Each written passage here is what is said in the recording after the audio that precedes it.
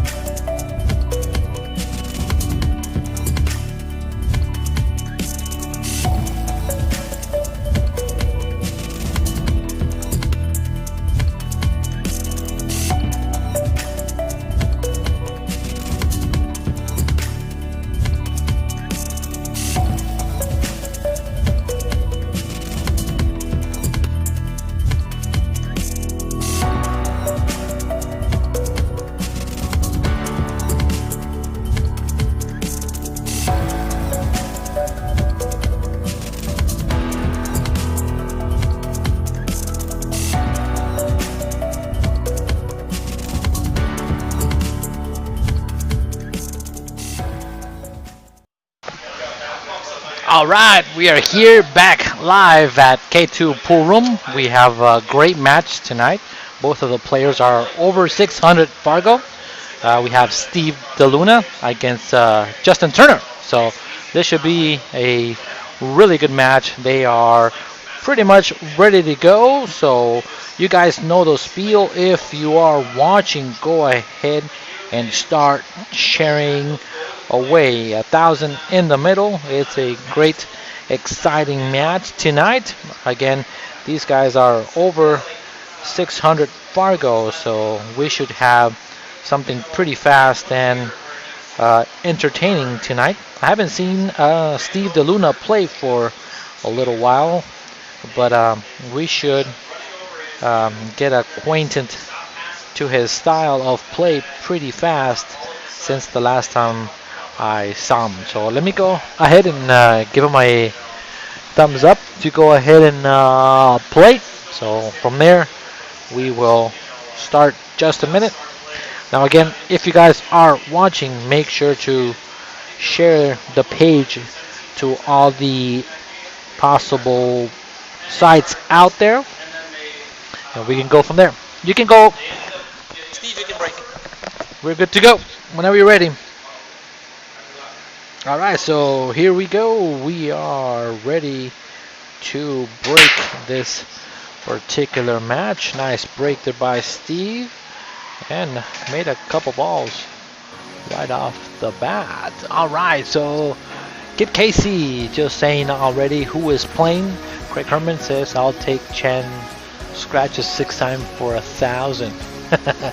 Chan is not playing yet. But again, this is the start of tonight's match. We have again Mr. Justin Turner that has not played here, and also Steve DeLuna has not played here either. So 1,000 in the middle should be a fun match to watch. We haven't actually yet streamed yet, so we are now finally coming back from a nice kind of like 3-day weekend of no stream.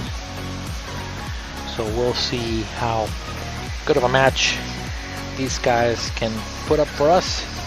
Hopefully it comes down to a sweat match, and we will see some great pool tonight. So again, if you guys are watching, say hi to me where you're watching from. It is Wednesday, 8/12/2020. It is 6:30 Phoenix time where we are streaming from. So again, make sure to subscribe to our channel if you have not subscribed, to make sure that we are able to give you guys a notification when we go live, especially if we give you guys a great pool game. So again, this is the start here of the first game. I don't know what happened to my screen there. Out of focus mode is going a little crazy. So let's change it up real quick. And now that was a interesting approach by Mr. DeLuna. Came a little short there, but he could play safe. I know that when they were actually talking about the match, Steve was saying, I thought we were going to play some 8-ball. So again, both guys get to come and play. Usually they set up the terms way in advance, but for tonight they kind of a little bit negotiated before actually starting the match. It is 3-fall in effect, 10-ball. Justin does say that he hasn't played in a little while, so I'm not sure about Steve, but again, they are pretty close to their Fargo rating, only a few points from each other. It's a nice shot there by Justin. He can now get pretty good shape for the 8-ball here by drawing it to the rail and out. Myself, I think I like shooting the 8-ball in the side if possible, depending on how much power there is on that ball. Came a little short, but he should be okay. I think myself, I like going forward, going 2 rails and try to get straight on the 9. He's looking to see if there's a little bit of an angle on the 8-ball, so he can kind of force it. Because of how he's aiming with low here, so he's gonna draw the ball back. That is so much hard to control the speed. Myself, I like going 2 rails and then come into the bigger window so that I can shoot the 9 to the lower left hand side of the screen here. But it's okay. Again, he has been playing is what he's saying though, so it takes a few racks, especially for myself, to see if I can get in stroke here. He's playing the safety behind the 10. That's not too bad. I think he might be able to see the edge of the 9. Very smart shot there by Justin. He is looking at the sky for a little bit. Did not like getting shape on that 9-ball, so came up with a good shot. Alright, so for you guys that are watching, where are you watching from? We are streaming from Phoenix, Arizona tonight. We have been in a couple of days of no streaming. As you guys know, we have been doing a lot of remodeling, so we had to take a break for one day so that we can finish what is going on. But again, if you guys are watching, we are going to do something fun though once we are done. And if you are one of the players that actually has come and supported the K2, we plan on having like a grand reopening maybe of our kitchen and remodeling. Maybe have a King of the Hill tournament where you play like $3 a game, and then if you stay you get to keep playing. So that is kind of what a shot by Justin. Wow, that is a great shot from that distance. Holy cow. And Steve DeLuna gave a tap on that one, but that was great. That was a heck of a shot by Justin. And that is a very good confidence starter for Justin. Score is 1-0 in a race to 12. Justin Turner showing some of that power. Very nice shot. So again, if you guys are interested in doing something that it'll be possibly in a weekend. We just haven't posted it yet. I know that Kaylin and I have been talking about it, that we can do something fun for all of our pool players that come and have supported K2. So if you have, make sure to stay tuned so that we can have that fun time and just hang out. No streaming, or maybe streaming, but for sure it'll be a great time. King of the Hill, where it's $3 a game or something like that. So bring your money. Make sure to let us know if you are interested. We might have a interest list of all the people that might come down, and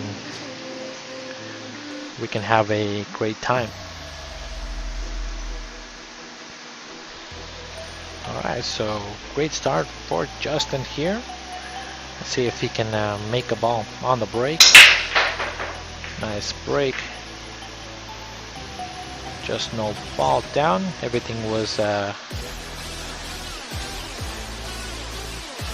tight on that rack because no ball stayed almost in the middle except for the 9, but it did move. So that was a pretty good break. Just needed to make a ball. Alright, so I'm sending out a couple of shout outs to the people that are watching. Corby, Gilbert, Cindy, Kit Casey, John Scholes. There is a couple of people that are watching, so we do appreciate you guys always sticking around, seeing our streams, and leaving a comment. And talk about comment, what a shot on the 1 ball that Steve just did. That was pretty solid. Seems like these guys are pretty much ready to play. They started a couple testers here and there, but so far this is only the 2nd rack and they are shooting really good. Better than I'm shooting for sure. I am not shooting that great at all. I haven't played in quite a while, so that definitely does affect your game. So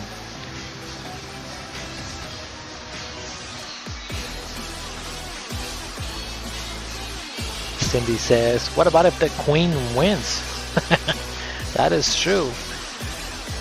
It is still called King of the Hill or Queen of the Hill, whoever is the winner.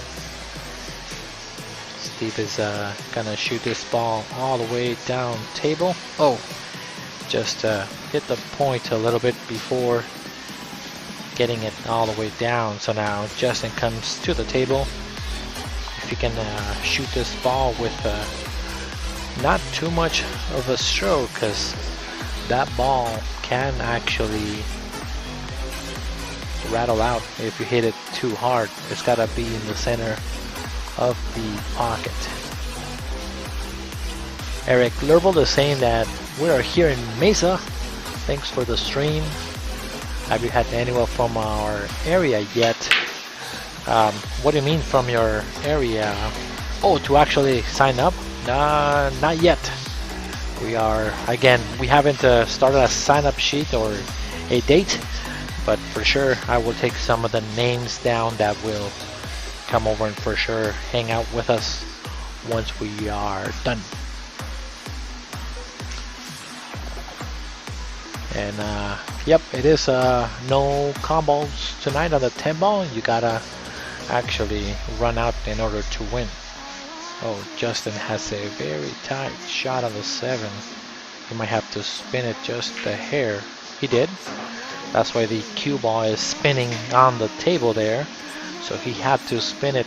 That's a good indicator that the ball was thrown into the pocket. Carl Maddle, what's up? Thank you for tuning in.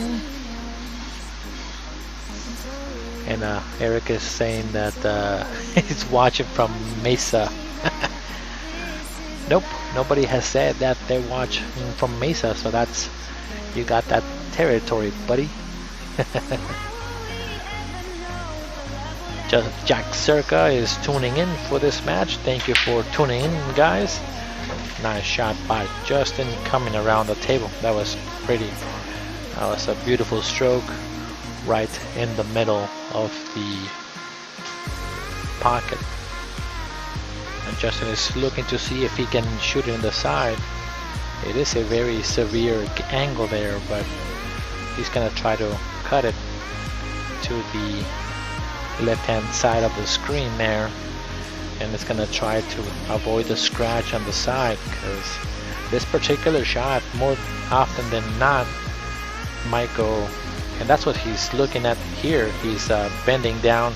He's saying that, okay, I'm gonna make the 9 here, but am I gonna scratch, or is that 10 ball going to help me avoid the scratch? So he's putting bottom left to help me hit it a little fuller.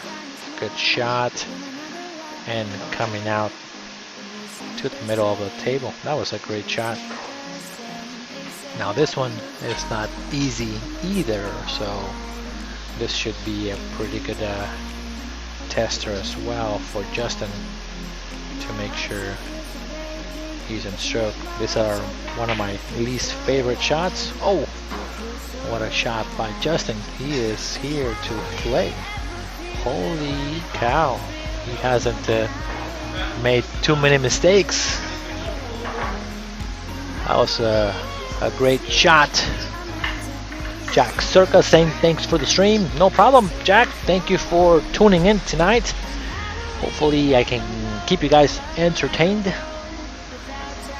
Cindy says that she even did dinner a little early so that she can be done and in time to watch tonight's match. So some people have a schedule to just watch our pool, so we do appreciate you guys for tuning in.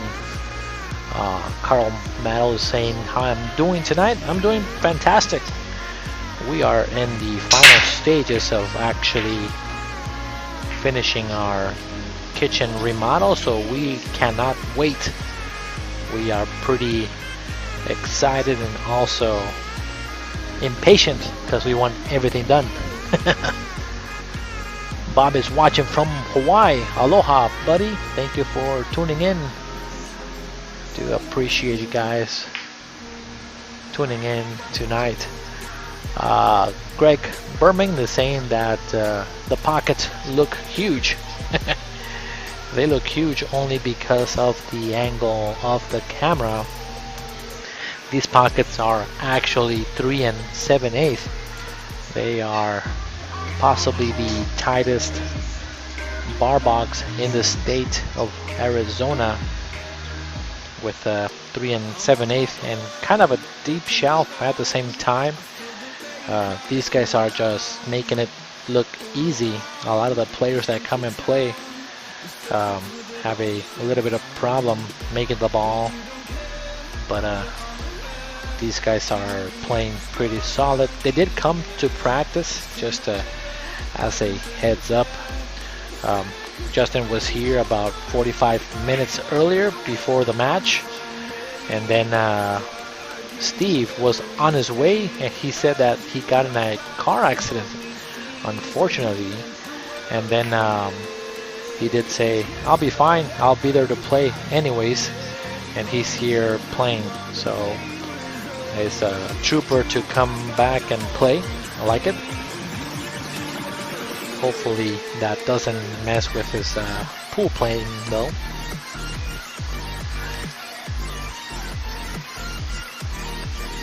So we'll see how that goes, and do appreciate for coming up.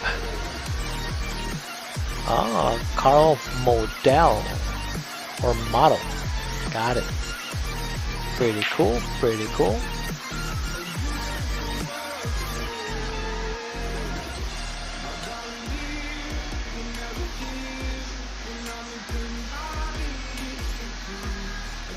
It looks like another person is asking if we are actually in Oregon. No, this particular match is actually being streamed here in Phoenix, Arizona.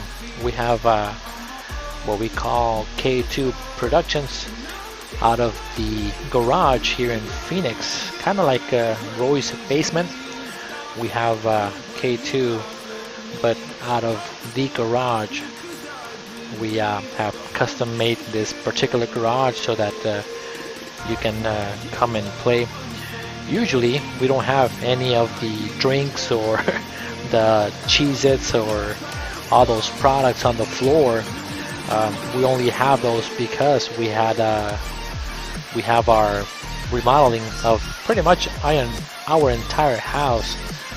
We had the floors done and the kitchen done, so hopefully within this week we are done and those boxes will not be there, but they don't interrupt the players at all. So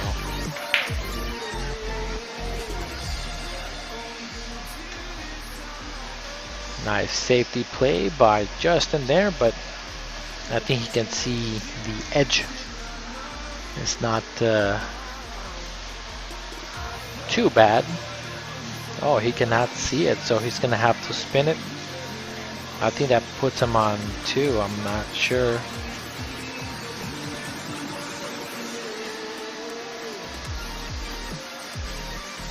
Cindy says that she's watching both on YouTube and on her phone. YouTube is about 10 seconds behind. Yeah, I think because you're able to actually rewind on YouTube, then they actually are a little behind when it comes to the streaming.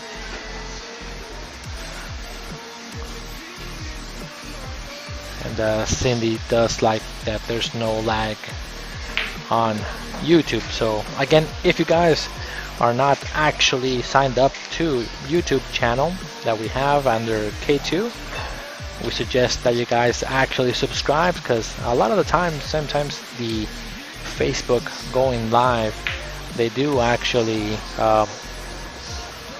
kind of limit us for the streaming or something goes down. But if you're actually watching on YouTube, then there's no interruptions very often. So, and plus you can go like 1080p for high resolution streaming. So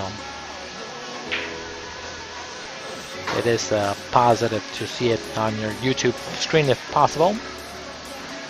But either way, we do appreciate you guys for watching tonight. It is a good match to watch. Now this is a kind of a tricky spot there. got a little funny after bumping the 6 and pocketing the 5. So he needs to try to possibly figure out a safety, or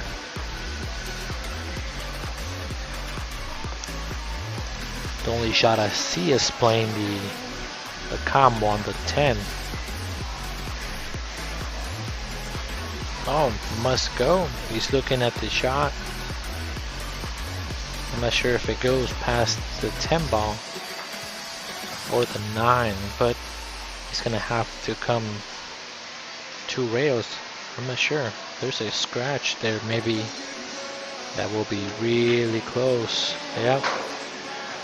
That's what I thought, that the scratch was there. It looked pretty close to it, so I think on that one myself I would have overcut it to where the 9 is and force him to take a combo. So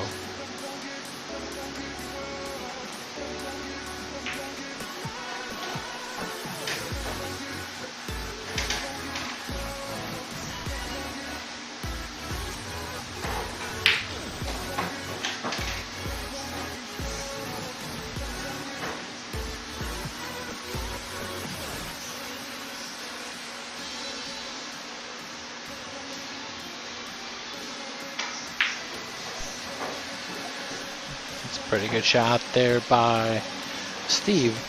And here is game number 1 for Steve. If he can make this ball, pretty good, not too bad.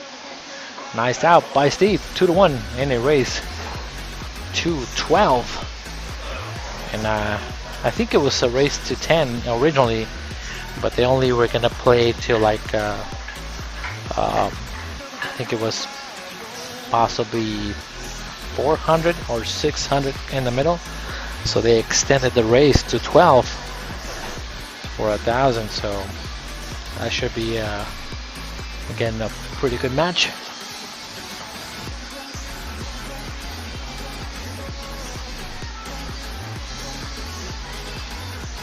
Alright, so here we go.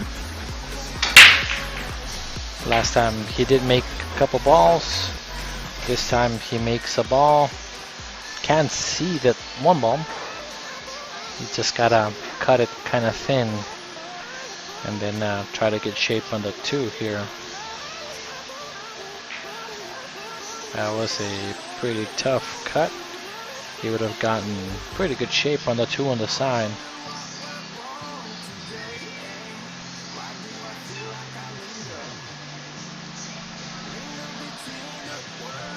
Alright, so now he needs to just cut it and try to leave himself to the opposite side. Overcut it. Oopsie. Too much. A little bit much.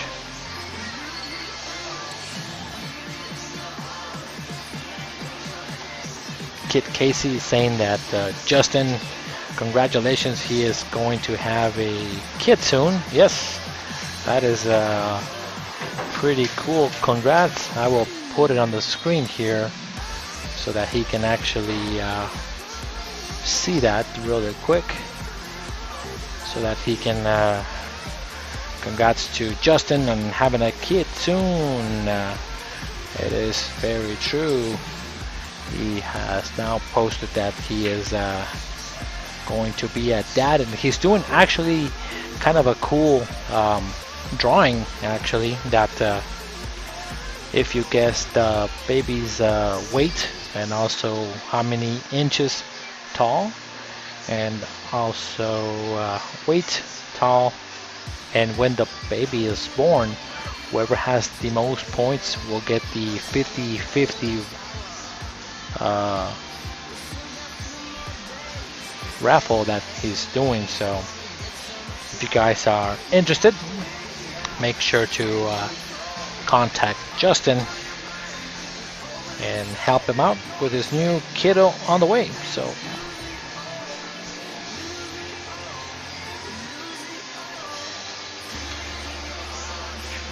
playing safety here, trying to put him behind the balls, but ended up giving him the entire ball here.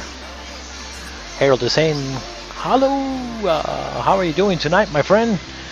I'm doing pretty good, not too bad, just hanging out, doing a little streaming tonight. These guys are playing from some pretty good cash tonight.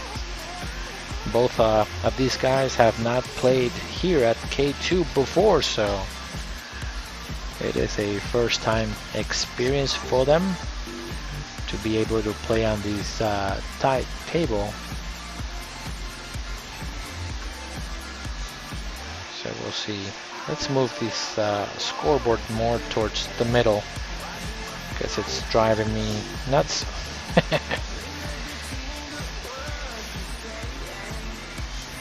Alright.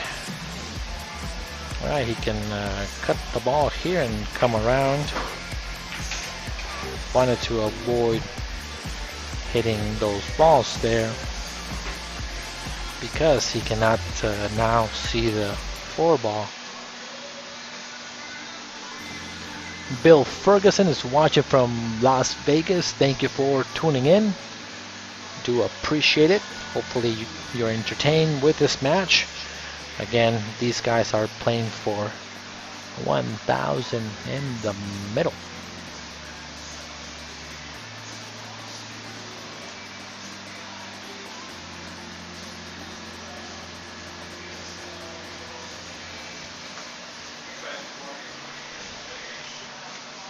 And as I'm talking, I'm adjusting some of the banner here so that you guys can see it a little better. Just making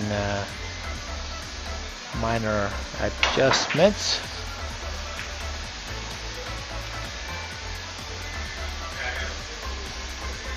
I'm trying to see if it's a good hit or a bad hit. I'll check it.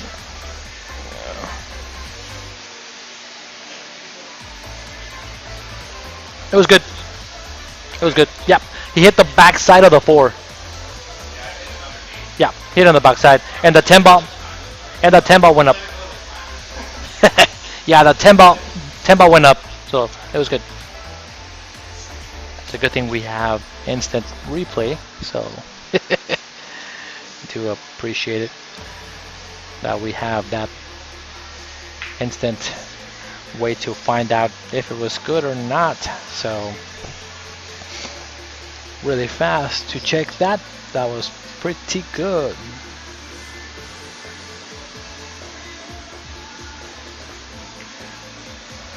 Oh, Harold, I'm so sorry for your loss. Hopefully things get better for you. Sending prayers to you and your family for your loss. I do sincerely send you my condolences, buddy. Harold is one of our troopers also, watching stream all the time, and it is a sad thing to hear. So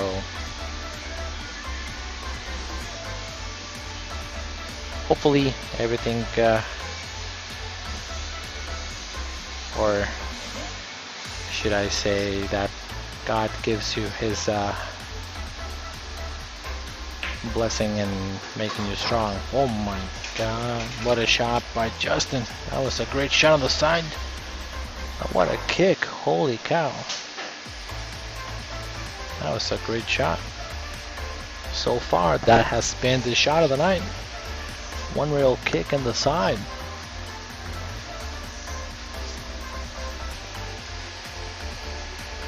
Now he can go and come around if he likes. Myself, I think I like going 2 rails there, or maybe 3 for the 6, so that I can let my stroke out a little bit, and I know that that cue ball comes around naturally for the 6. It's a little tougher on the 6 ball, but that plays pretty well. Good shot.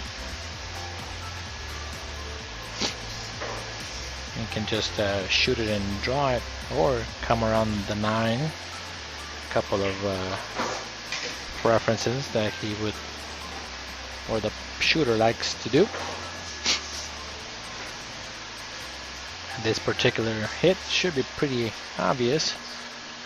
We can see where the 10 ball is gonna be actually touching, and he's looking around to see how the ball is gonna be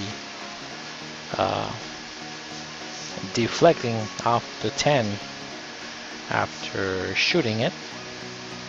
We'll keep this angle for the shot.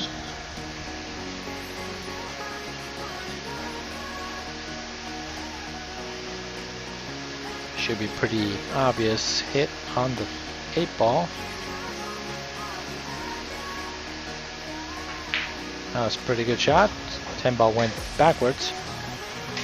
Overcut it though. Didn't judge the ball when it came off the 10 ball, so he went too far down. It was a great shot, but 10 ball did not assist him on the make after that. He's gonna try to bank the ball. Nice shot. Holy cow. He's playing so good, guys. He's playing really good. He hasn't missed too many balls there.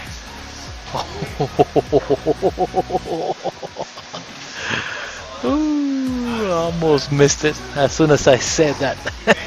That would have been funny because, well, funny in a way that I said that he hasn't missed the ball, and then all of a sudden he misses that ball. The commentators curse.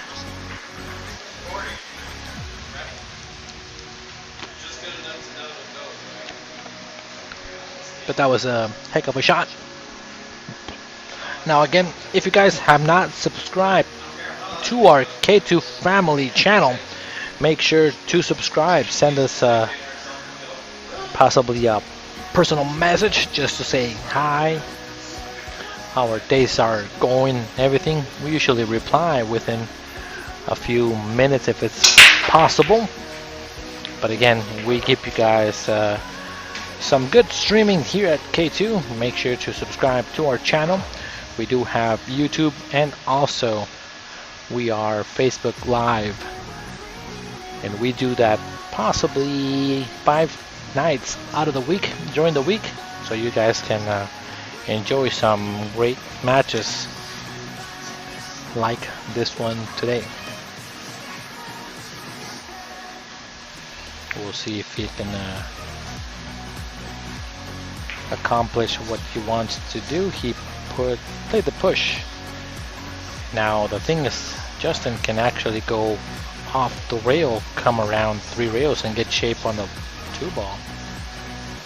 And Steve did not get out of his seat, so this one I actually made against Tim Daniels last year.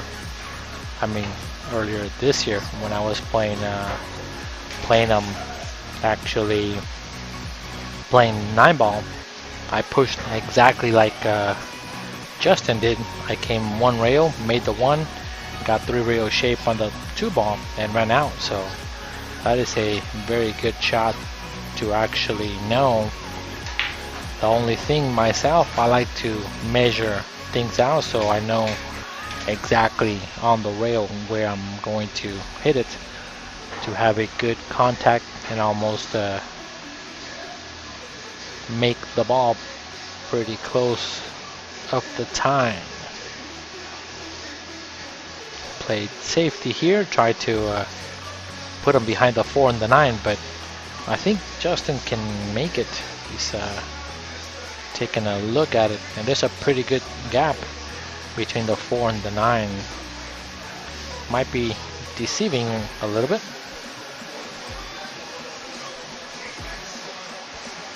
But to get to the 3, I'm not sure if it, yeah, it passes the 7. I'm looking at it from here. It does go past the 7 ball, but I'm not sure why he's looking down the table. I'm not sure if he's gonna try to spin it a lot and go up the table though, so.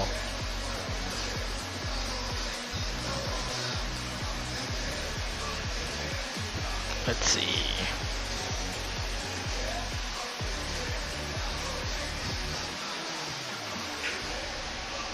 opted for the safe, but ended up hitting the 4. So now Steve has a chance to get back one game if he can run the rest of the balls here.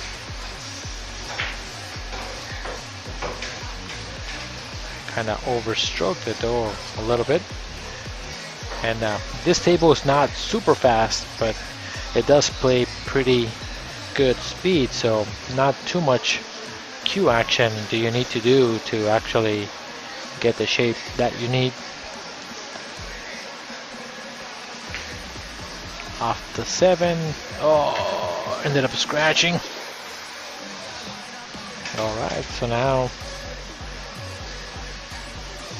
everything is pretty open. I don't see too many problems from here. Only thing that I might see is actually getting to the 4 with traffic, but he has the ball in hand, so it shouldn't be too hard to get to the 4.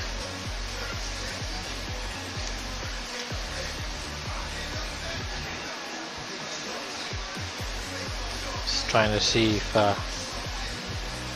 he's gonna draw the ball back straight, or is he going to come around? So we'll see. Is he aiming high or low? Ooh. Can't see it very well from there. He's drawing the ball back. Good shot. I think I would have gone there myself too with draw. He does have an angle on the 4. So now if he can hit that 3rd diamond, he will land right on the 5.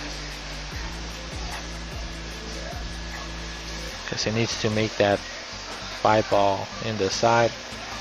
He is jacking up. These are missable if you don't hit him good. So he hit it perfect. Myself, I don't like jacking up, but he did so that he could be in the middle of the table, so that worked out. Spin shot around the 10. Oh, overspun it. Put a lot of outside spin there.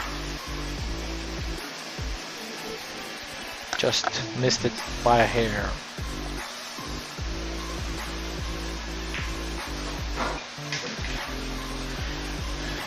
Alright, so let's take a look at Justin's bio here, since he is sitting down and he is the one that missed the ball. He ended up hitting that ball, and now it's kind of funny. But Justin Turner is a 606 Fargo established. Now for you guys that are watching, he says that he needs a nickname. So let's get you guys to actually give him a good nickname for Justin Turner. 5 years ago, he was in a bar and somebody told him to play some pool. And then after that, he started playing. He played as a APA 3 and then went to a 6. And then he played BCA as a 5. We did ask him how often does Justin practice, and he doesn't practice anymore at all. He just can't walk into a hall without action instead of practice. So he likes to more just show up and play for money and not practice. So that's the way that he likes to play. He has a BK3 as a break cube. The version of the game that he likes the most is One Pocket. He just started playing actually not very long ago. What is it that he likes about the game is that there's always changes. Oh, kind of like that. There's a little bit of a change of momentum. And then he's saying what frustrates him about the game. Nothing about the game. he gets frustrated with the players that he plays actually. So that's a very cool way to approach the game itself. He doesn't get frustrated by the game, he just gets frustrated by some of the players that he plays. And the hobbies outside of pool is that he has a baby on the way.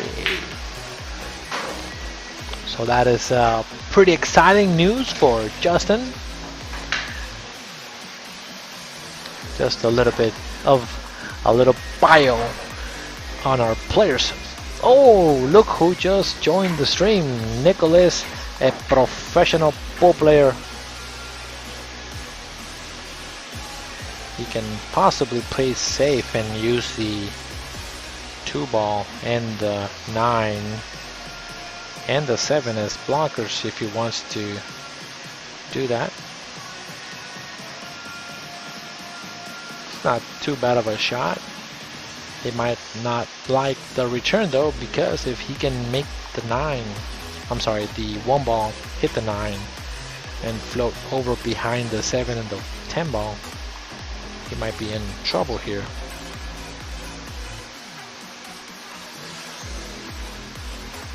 Daniel Crusoe says, don't let Steve get too comfortable. Yeah, true statement. It's exactly what I said, and there you go. Exactly what happened. He is now kind of trapped on that 1-ball. And if they are playing 3-foul rule, then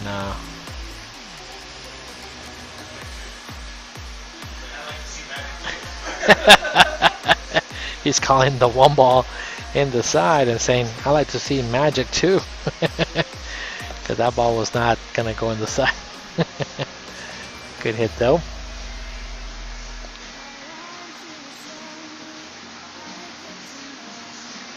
Alright, so let's see if he can make a clean hit.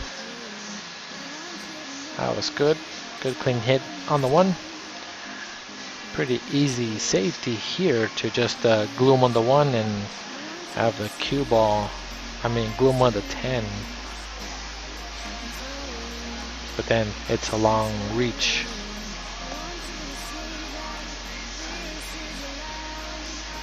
He is calling the 9-ball here. Nice shot. Give him shape. Good shot. Very nice. Very nice. Alright, so now if he can shoot the ball and come around the table to the 2-ball. On this one's kind of awkward cueing. You can see that he's kind of stretched. So again, these pockets are pretty tight. Anytime that you don't hit the center of the pocket, they will rattle like that. So the view and what is actually being played on is a little different.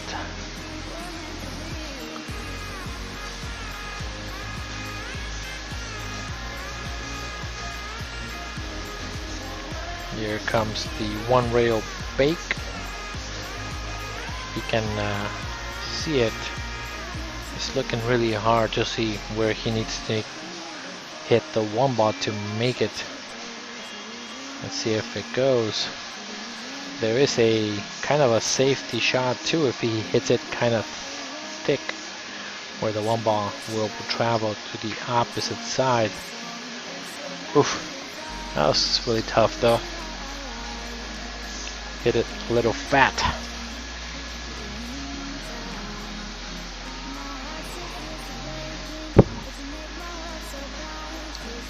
Alright, so now he has the same shot he had earlier, coming around the table. Slow down there, kitty. Slow down. He wanted to make that 2-ball on the side to get to the 3.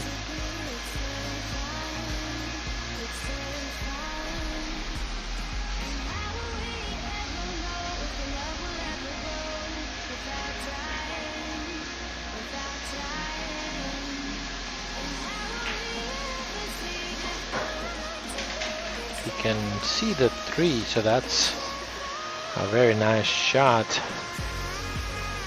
He's oh, he played safety. He did not want to make that ball. He wanted to put him behind the 4 and the 6. So now Justin has a debate of what to do. Do you shoot it or do you give it back? It looks like he's shooting this ball here.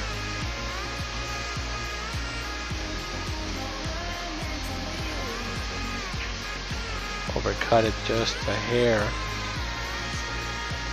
Alright, so now Steve, open shot there. Carl Candace is saying, where is this game being played at? This one is being played actually in Phoenix, Arizona. Home of K2 Productionz is what you guys are watching. Now again, if you guys are not part of K2, make sure to subscribe to our channel so you can get notifications of our streams that we have at K2.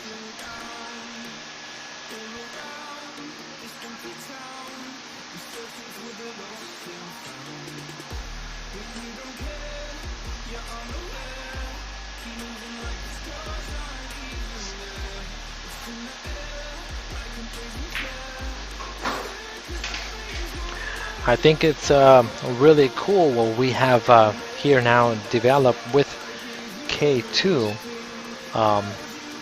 Kind of interesting, kind of cool thing is that we have our regular people that watch to our stream and then tune in pretty much every night so they can watch, kind of like Cindy. Cindy became pretty good friends with Kaylin, and then they go back and forth and talk. Of course, some girl talk for quite some time. She got Kaylin a happy birthday gift, and I also got my gift for happy birthday too. So that's really cool that she did that. And of course, Cindy, we do appreciate it very much. I have to find actually the stick that's gonna go on our bridge that I got. So then at the same time, since we're talking about that, became good friend, and we have now actually got some of our invitations pretty much ready to be mailed out. And I know that Cindy has been one of our #1 fans and followers, is getting the invite from K2 to come to our wedding, and she's making plans to coming out actually to Phoenix for our wedding. So that is really cool. And what's also pretty cool is that Steve DeLuna just tied up the match at 3 in a race to 12. So thank you so much, you guys, for tuning in and watching this game tonight.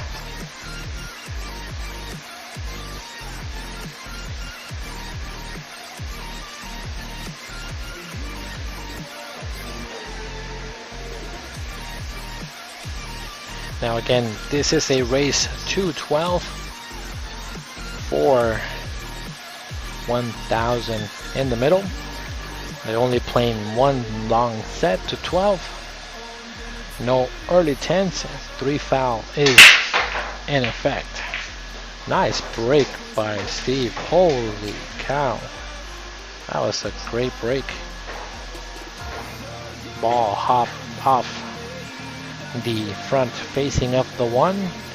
Almost parked itself. Got kissed by a ball. But now he has still great shape on the one ball.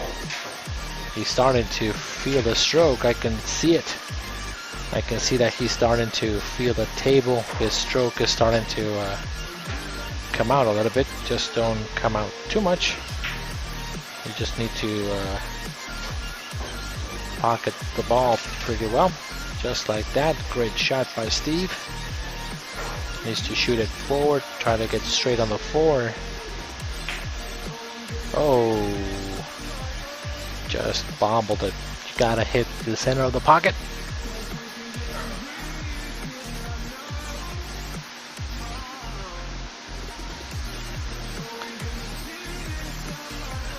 Perry Neff is saying that he will take De Luna for 20.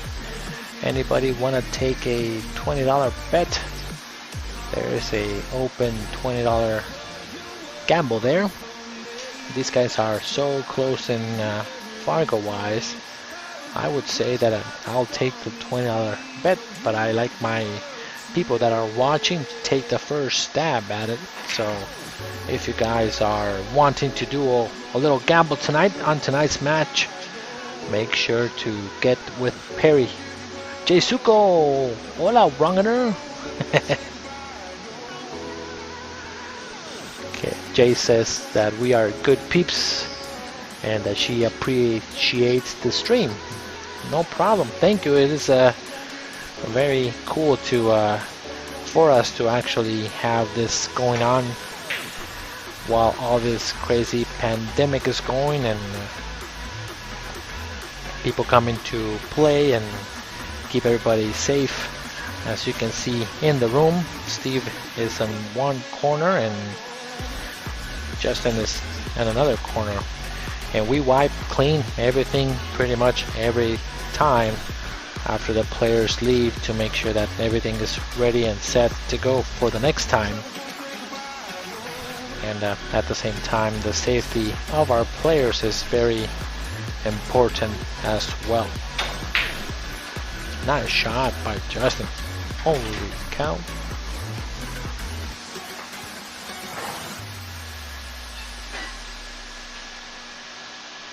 He's shooting pretty good. Both of these guys are shooting good. I think if Steve can actually just tighten up a little bit on his safety play, he might come ahead a little more than what he's at.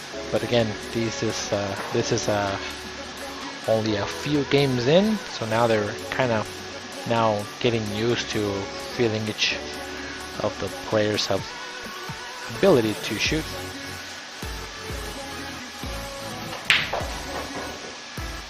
Nice stroke by Just in there, not too shabby.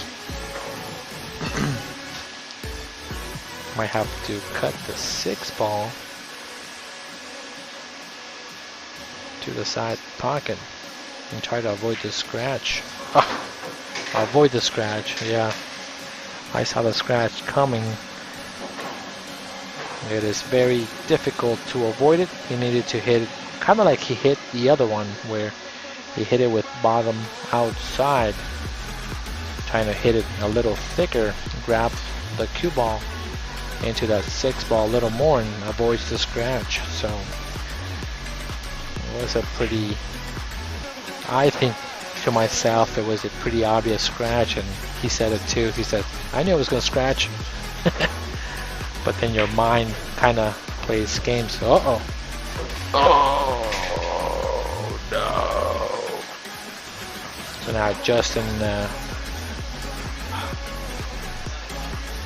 he's going to shoot with ball in hand, the 10-ball. I've never seen that happen here, but hey, everybody's choice to let the player actually shoot the ball. You will be surprised how many times I've seen where they get ball in hand like that and miss it. It seems pretty straightforward, but sometimes, once in a while, it is a possible miss. Whoa. Oh, I give it to Steve De Luna there. He did not win that match there. Let me go back. It's actually 4-3 the other way. That was my bad. Alright, so there we go. Ellen is taking Perry's bet of $20 on Justin. So if you are still good to go, just confirm with Alan, and there you go. You guys have $20 sweat bet for tonight. Now again, thank you guys for watching. It is Wednesday night here at K2. Local time is 7:30. So we do appreciate you guys for tuning in tonight. For the rest of the week, however, we do have a couple other matches scheduled.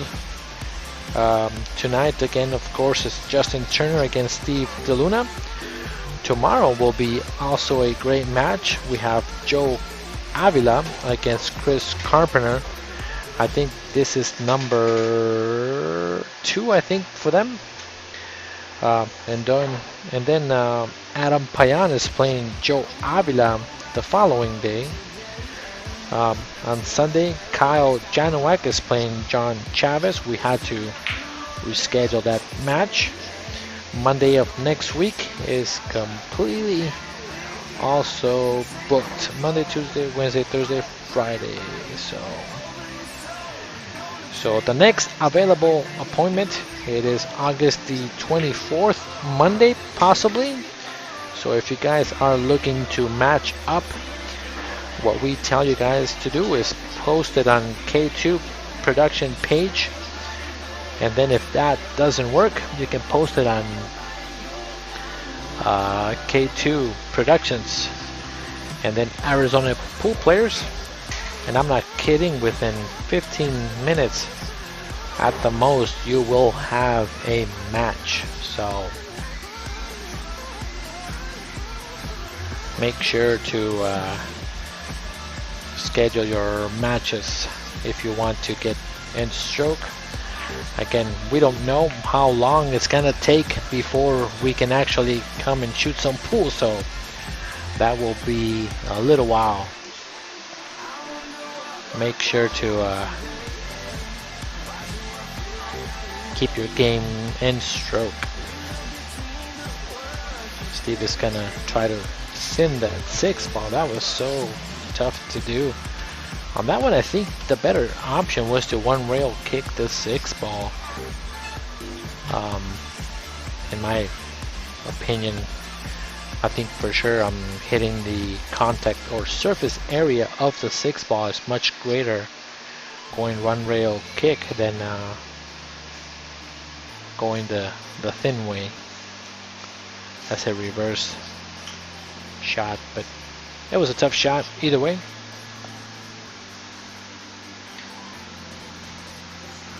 Kid Casey says, within 5, Junior will accept your challenge. You gotta actually ask Junior, and maybe you guys can schedule something to play against each other.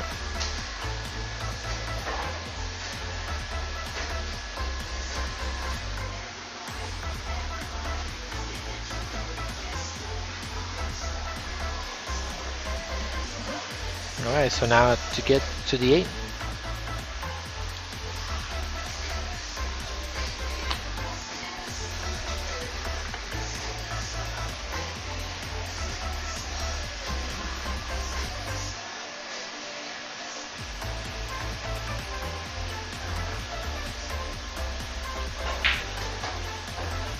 Oh, okay, he's good.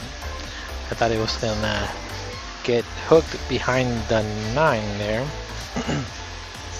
So here's more just about making the ball at a reasonable pace just to the pocket. Good shot, very nice. Very solid pocketing of the ball.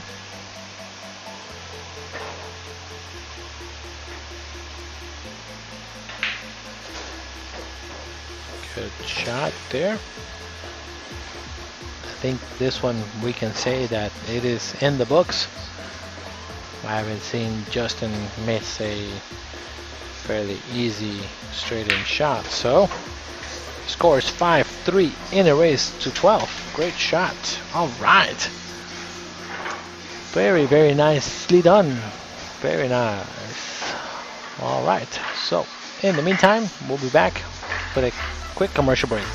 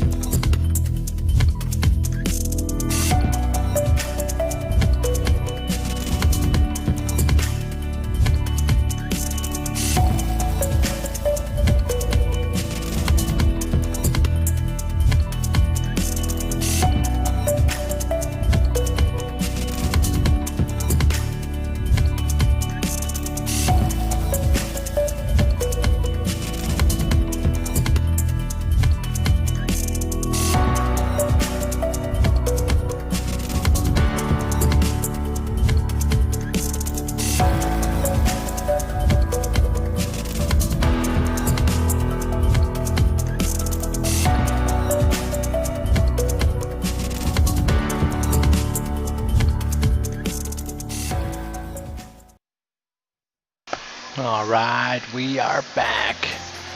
All right, so Justin broke, and this is the first shot. He's playing safety here. Really good shot behind the 10 ball. If he can make it stop, pretty good. Not bad. Pretty good start there. Not too bad.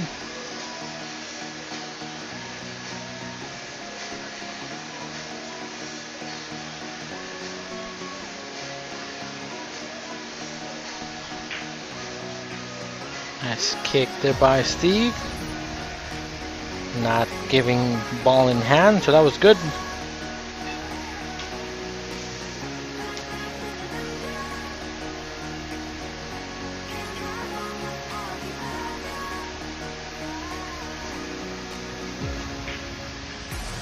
Nice cut there by Justin. He's making some really good shots there. Not too shabby. Just looking to see how much angle he needs on the floor. Just needs to go into the rail and out. There you go. Just like that. Very nice. So far, so good. I think it's very impressive of how well Justin has adapted to the table here at K2. To be honest, the reason I say is that most of the people that come and play for the first time on this table, they kind of have a hard time doing some of the stuff that he's doing, because if you see, he's spinning some balls here and there, not doing too much, pocketing the balls really clean, so I can tell that he's a really good solid pocket ball maker. And not only that, but getting adjusted to the speed is very, very good. A couple minimal mistakes, not a lot, but so far that's a pretty strong playing. Calling the bank on the 7 here.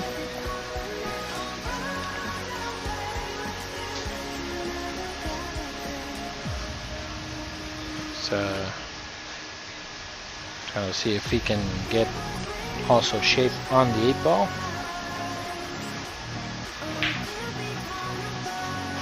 Just like that. What a shot. Nice. What do you guys think, guys? I think Justin is shooting pretty strong.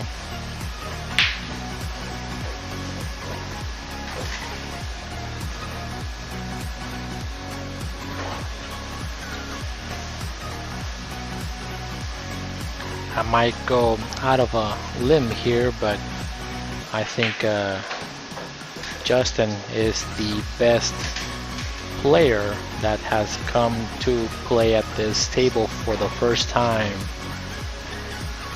and play the way that he's playing. So that's the kind of compliment that I want to give Justin tonight. And we are halfway there. He is at least halfway there, 6-3 in a race to 12. So if you guys have watched, what do you guys think about my comment there?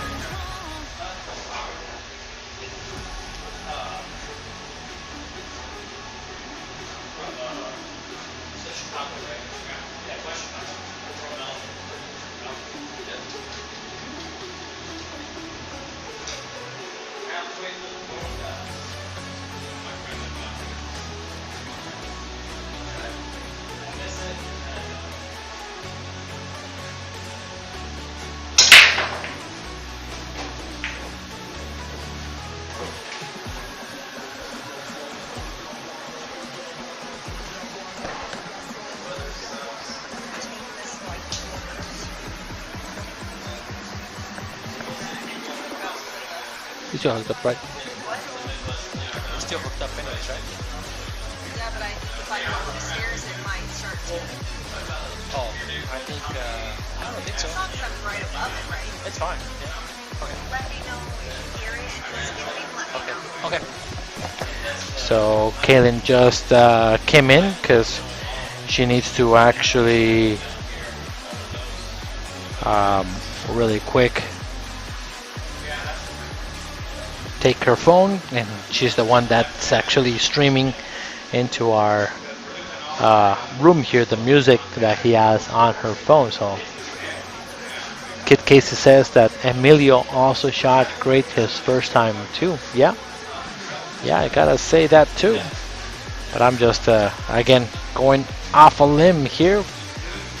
So far, I think Justin is, from what I've seen, the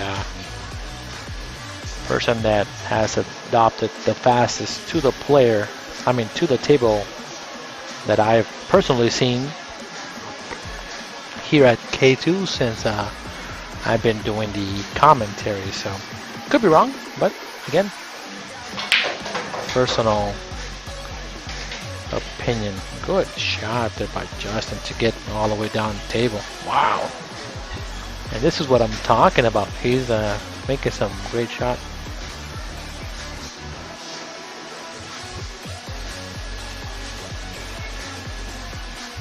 Peter Gresh is saying that 2 and the 3 were not racked in the rear. Well, it looks like usually because they are not doing early 10s. That's the new thing that is kind of going around now with people playing. I'm not sure if you're aware now, but since there's no early 10s, the 2 and the 3 don't matter anymore. They were actually doing that when the actual 10 ball was being pocketed early, and they didn't want people to make the 2 and the 3 control that ball to make the 10 ball and win the game. So now, with the no early 10s and needing to actually make the balls to run out, that kind of went away. So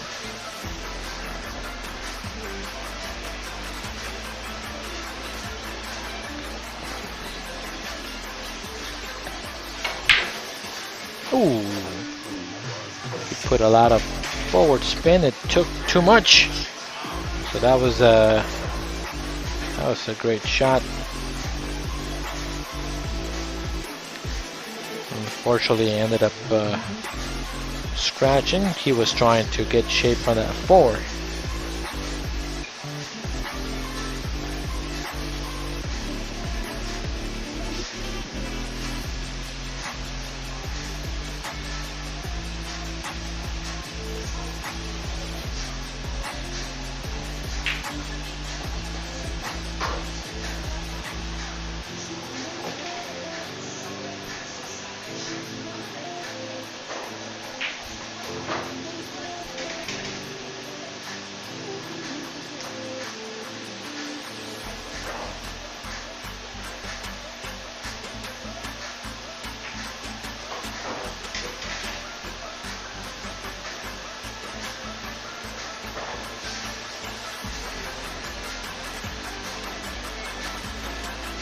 Sorry guys if I'm not talking at this moment. I'm just talking with Kaylin. I'm trying to decide what to have for dinner. Anybody have a good suggestion here?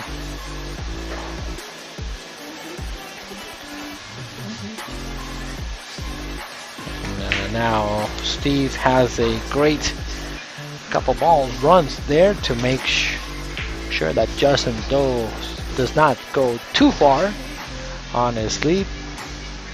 Reduce that to 6-4.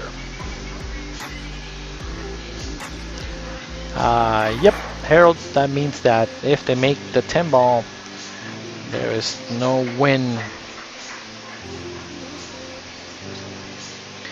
Not a win.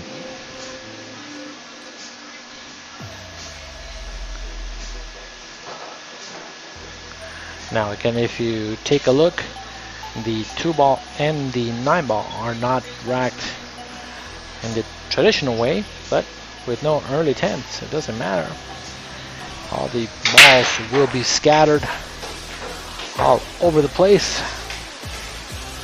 And you must run out in order to win the game.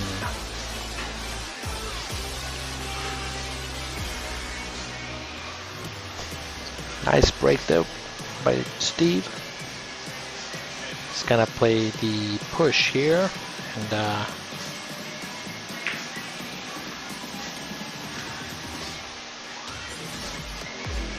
wondering what happened.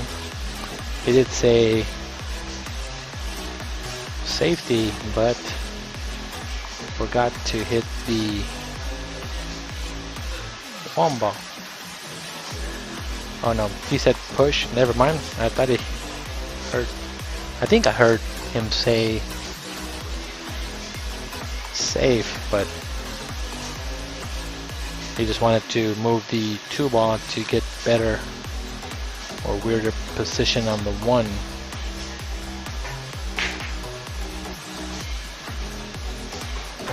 So now it's option to Justin. No slop on that one.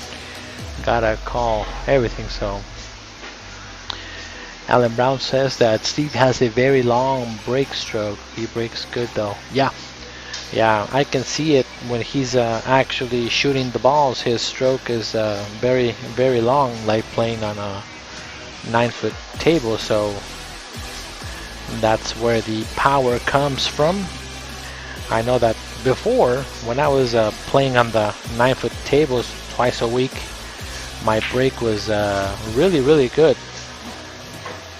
And then now it is horrible on the 9-foot table. I can break okay, I think, on a bar box, but everybody can break on a bar box, I think. When it comes to a 9-foot table, I have a horrible break.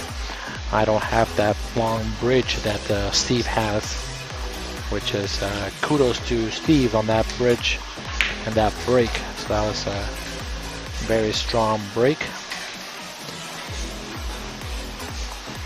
Now again, if you guys are watching on our K2 page, make sure to share the page as much as possible if you are enjoying the free stream. So again, we don't charge you guys anything for watching the stream, and in order to make this possible, please just go ahead and share the stream so that we can get our name out there in the pool world.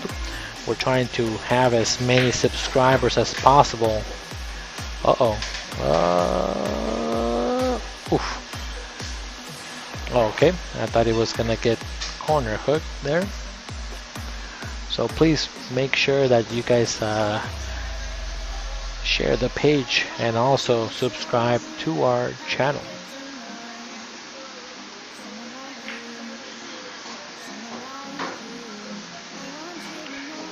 Daniel says that he has seen in World Class Pro tournaments where the 9 on the break or the 10 on the break was only good for the win, except on the bottom corner pockets. Yeah, usually actually the tournament directors actually can make the rules of the tournament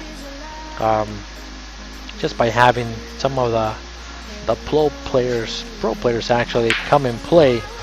That makes it kind of a pro event.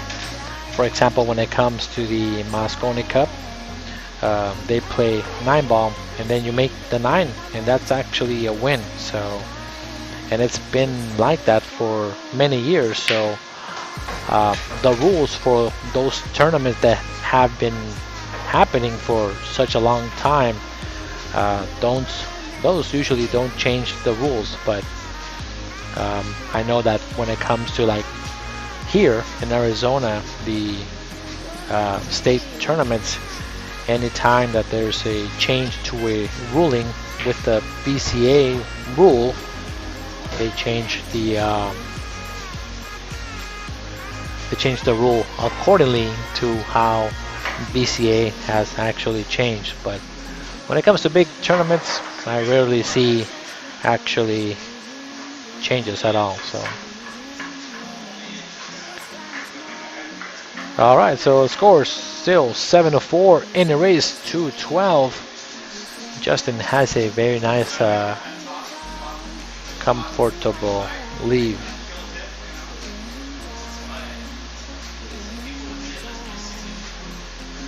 And Steve DeLuna is giving a compliment to Justin there on the shot that he stroked really strong into the pocket with inside English, came down the table, almost scratched.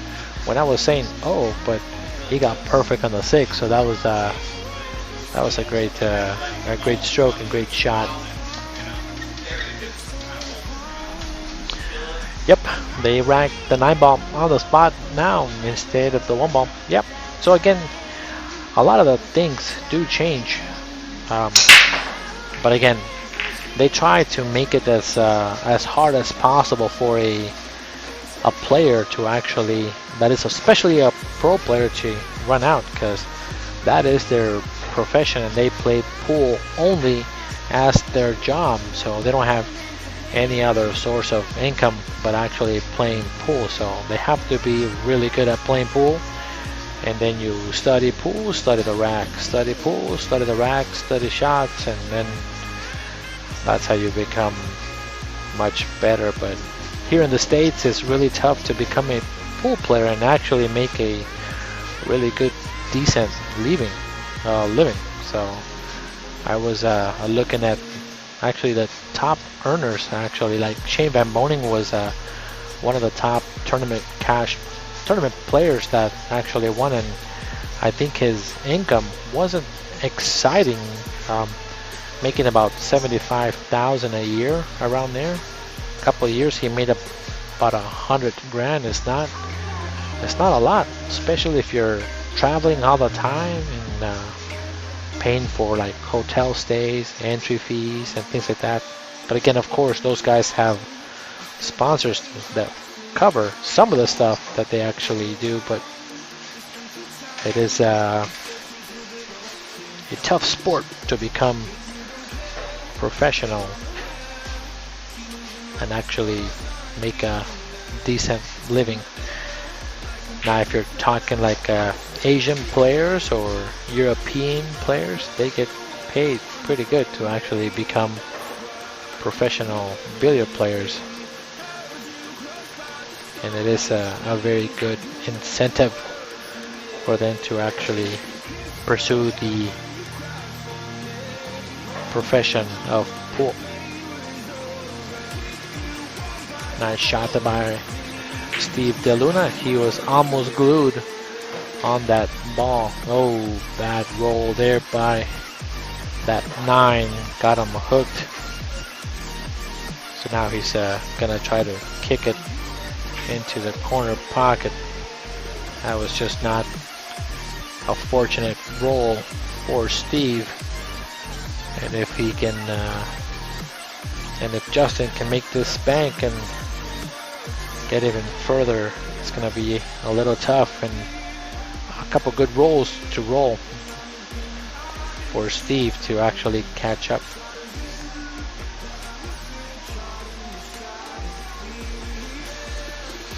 All right, guys, so from you guys that are watching the stream, I want to know, what is a really good nickname for Justin Turner?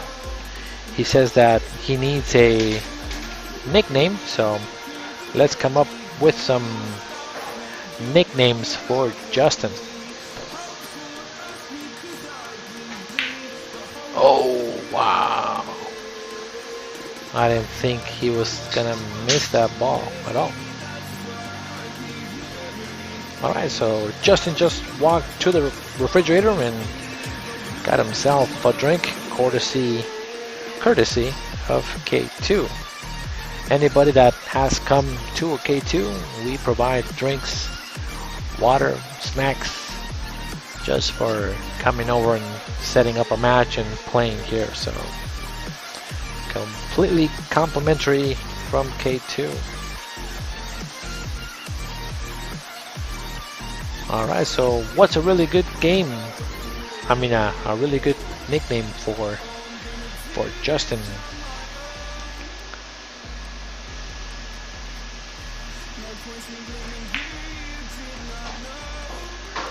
I think I like maybe Jackhammer Justin. I call him JJ, Jackhammer Justin with a J, something like that. I don't know. Benjamin David is saying this is a bar box. Yes, this is a 7-foot diamond bar box. Custom pockets, 3 7/8. These are very, very tiny pockets to play on. Good shot there by Justin. And this is pretty standard.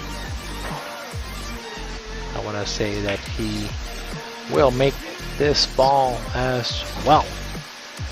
Nice shot.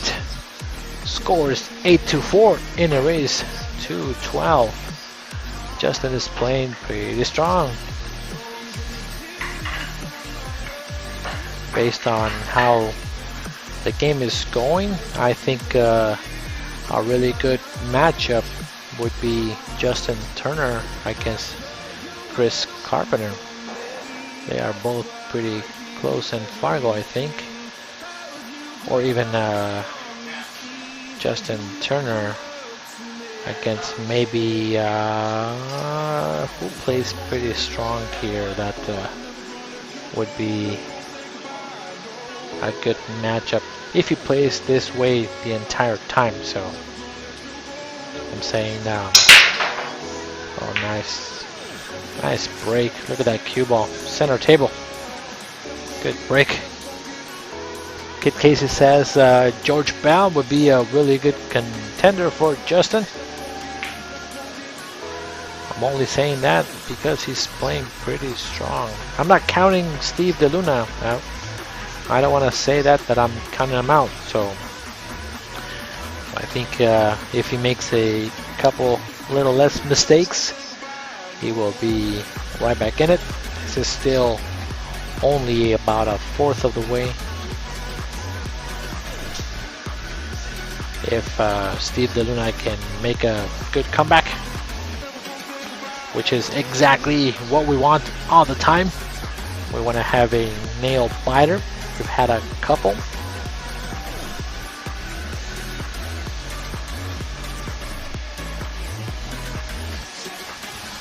Let's see if he can make contact with this one ball. I saw it was a little off. Justin is saying, wait a minute, I missed it by that much? Yep. You were aiming pretty far off the rail there.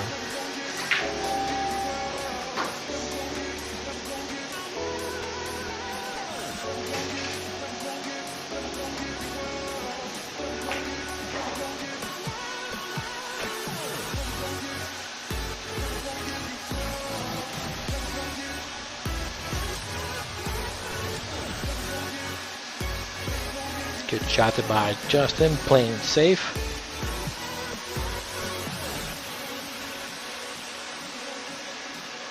Let's see if he can make contact. One rail. Oh, it might scratch. Nope, point. Point saved them, but everything's pretty kind of open. Daniel Crusoe says that Justin the Silencer Turner. That's a good one. That's a good good nickname. Anybody has something else for Justin? I came back with Justin the Jackhammer.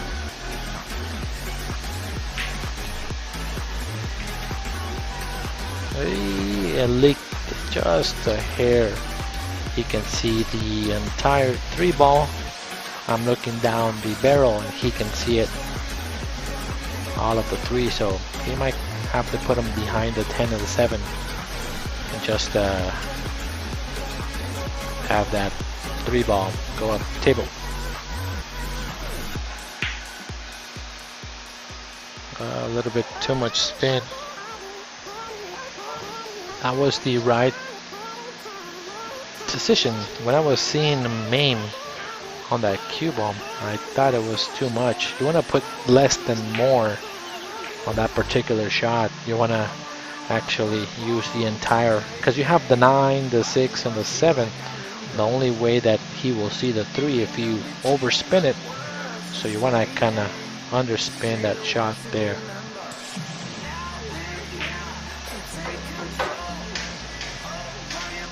Good shot there by Justin. Came a little awkward on the 4. This will take some pocketing skills. This is a tester shot, but based on what I've seen, I don't think he's missing this one. We'll see.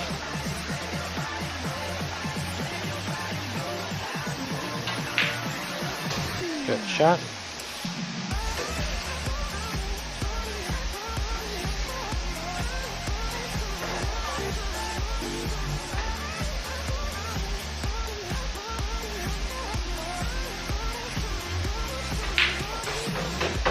Good shot by Justin again.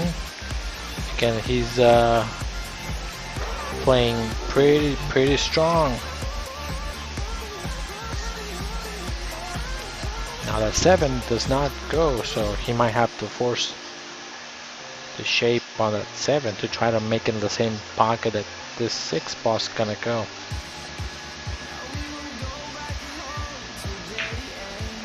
Okay. I didn't think the 7 ball went past the 10. Let's see what his reaction is. Ah, it does go. Okay. This angle did not do me justice there.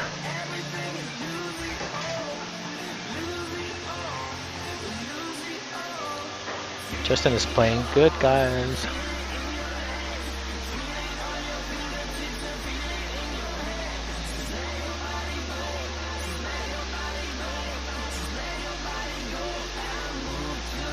Alright, so he's putting low right. Oh no, he's just putting low. Oh, too much. Ay, ay, ay, a little stroke. Okay, that's alright. Not too bad. He's scaring team shape by taking that particular route on the cue ball, so that was good. Good shot there by Justin. Alright.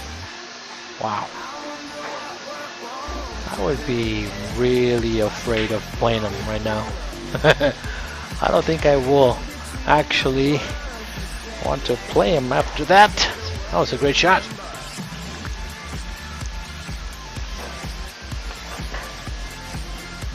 I'm gonna go here, and if anybody's keeping count, I think that Justin has not missed more than 10 balls at all. One ball here is kind of, I'm gonna give him a hard time.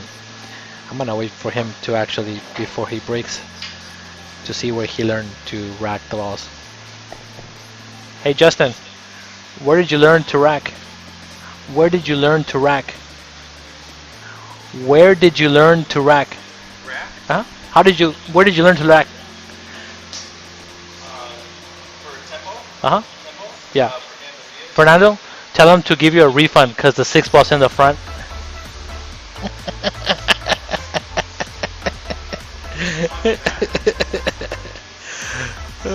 So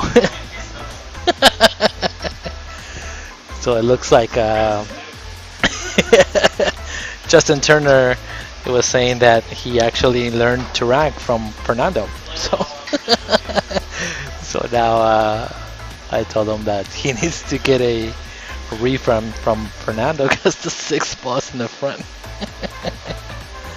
That's the only one that matters, to be honest. So Fernando, if you're watching, it is your fault. He actually racked the balls like you taught him. So there you go. That should be his nickname. Justin doesn't know how to rack.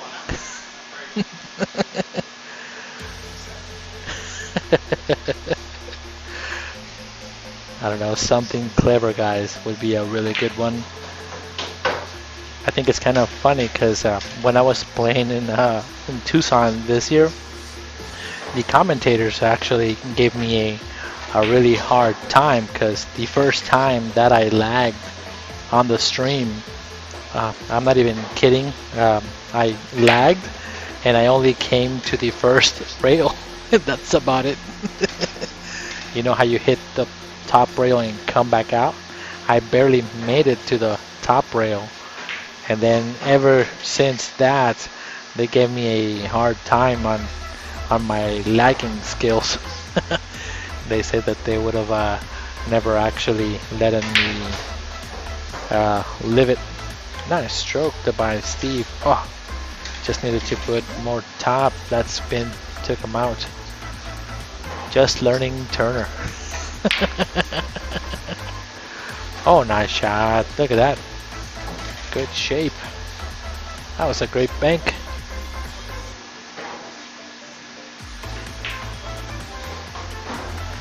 I like that from Daniel Crusoe. Just learning Turner. That's a good nickname. Oh, good shot. Very nice out by Steve. Nice response after not winning a couple games there. He's like, just give me one shot. I'll get out. That's all I need. Alan Brown is saying that he's playing stronger than a 606. He's playing like 650, 675. He's playing really good. Really, really good. But that's what it takes, I think, anytime that you're playing pool against somebody, of course, that around your same Fargo, somebody has to shoot above their skill. Has to be. And that's what a lot of people complain, and I don't like it when somebody wins a tournament and then they make a really big fuss. Well, he's not rated correctly, or that's why he won, and blah blah blah blah blah blah. I hear it all the time, but the thing is, in order for any player to win a tournament, they have to shoot better than what they're rated. Doesn't matter who you are. Oh, yeah, go ahead. Yeah, it doesn't matter who you are or what your skill is. In order to win a tournament, any type of tournament, especially when it comes to handicap, you have to play better than your rating in order to win a tournament. That's just the way that it goes. And some people don't understand that, which is kind of a little frustrating sometimes, because a lot of people like to complain, oh, this person is underrated or whatever. The only problem that I have is when a unestablished player gets to play in a big tournament and there's no stipulation for that. That is one thing that I don't like. I like it where, okay, so you want to play, fine, you have to be established, have 200 games, and you can play. That way, everybody that's actually playing knows that at least the person that's playing is a kind of established Fargo. So, but that's my personal opinion when it comes to ratings. Alright, so he's taking a look at the table here to glue him on the 6 ball. As long as he blocks both the one railer, safety kick would be ideal. Try to glue him on the 6 ball if he can. Oh, glue him on the 7 is good too, even better. He's saying, I don't like you, man.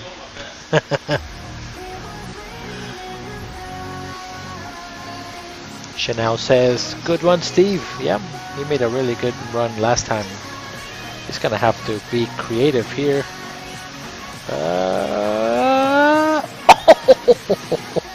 Wow, I almost hit it.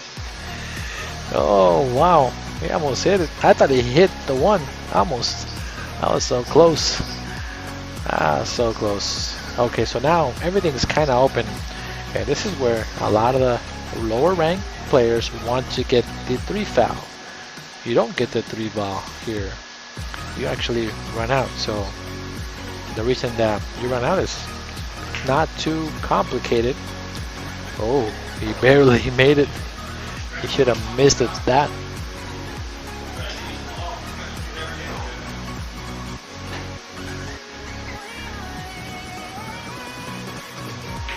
I thought he missed the first ball. But again, if you guys are watching here and always get the second foul just because they are on 2, you don't have to go for the 3rd foul. You can run out. This is a really good example that everything is pretty open and you don't have to try to get the 3rd foul. It's always better to run out if you can.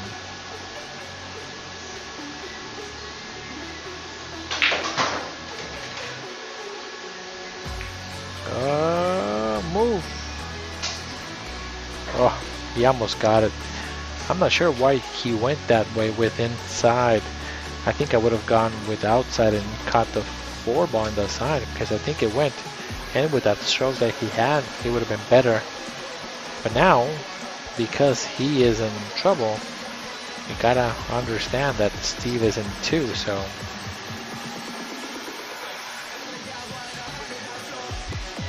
Alright, so he's playing the 10 ball. I think is what he's saying. I like playing the safe and put him and stick him on the 10 ball if he can without moving it. A little bit of draw. He's on 2. This is where I would go for the 3rd foul here. Call the 10. Oh. That was super tough.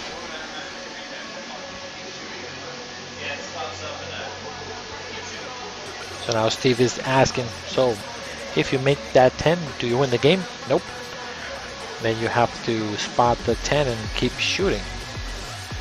So now he's taking a whack at the 10 ball. Good shot. Let's see where that 4 ball ends up. Couldn't have placed the ball perfect, even with his hand. I think this is now straight draw towards the side so that he can make the 5 ball on the opposite, or what he just did and just stop the ball there and take the cut. Good shot. That was good. That was a better pattern, I think. Good choice by Steve on that one. Shoot this ball, come across. You don't want to be on the rail, you want to be off. He might be a little straight, so he's gonna jack up on this one. Yep, just like that to get up the table. Good shot. Alright, here we go. Good out by Steve. He's now at 6-9-6. There's still a fight there, so you gotta keep shooting it. Very nice out by Steve. Not too bad, not too bad. Cindy, thank you for sharing again to the multiple groups. I know that once it hits a certain amount of time, of course our posts go all the way to the bottom, so we like to go ahead and post one more time and share it. So this is kind of like a midway time to keep on sharing. Again, awesome break by Steve. That was a heck of a break. He's got one of the top breaks that I've seen here in the K2, so making the ball and getting in shape.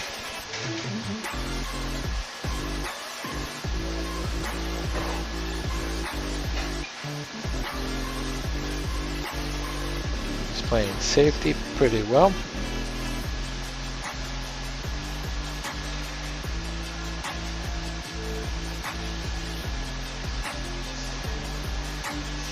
Now again, if you're not actually subscribed with K2 Productions, make sure to subscribe to our K2 channel so that you get our notifications of what we have going on.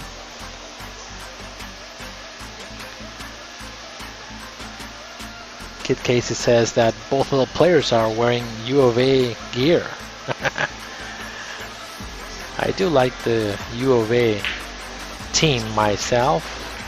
Oh, the reason is because back in the day when I was in Tucson, I mean not Tucson but Nogales, I wanted to go to U of A and go to school there. So once I came up here to actually Phoenix, I was not a big fan of the Sun Devils too much, so don't let people know that, but there's a lot of people that are ASU fans, die-hard fans, so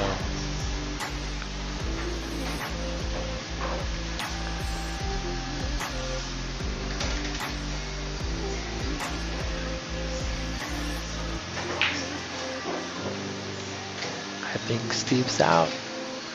I'm gonna call this one too. He's playing to get back into the game, and that's what I like. Just because your player, oh no, I jinxed him. Jump it, jump it.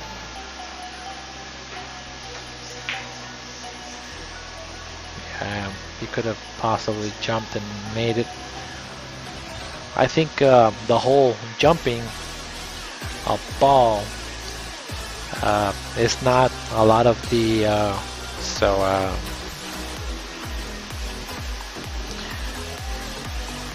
learning new tricks. It's always kind of tough, especially if you're not always trying to compete at high levels.